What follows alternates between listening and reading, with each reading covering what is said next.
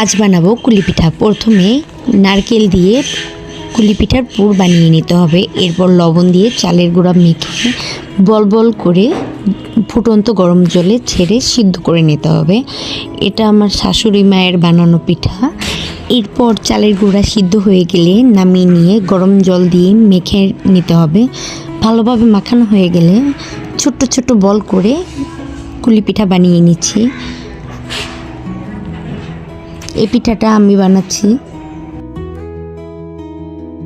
আর মুখে একটু ডিজাইন করে নিচ্ছি। এই তো একটা পিঠা বানানো ডান।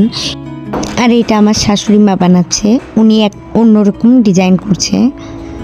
আর এই আমি আর একটা বানাচ্ছি, এটা অন্যরকম ডিজাইন। এরপর গরম জলের ভিতর পিঠাগুলো দিয়ে সিদ্ধ করে নামিয়ে নিলেই আমাদের পিঠা রেডি।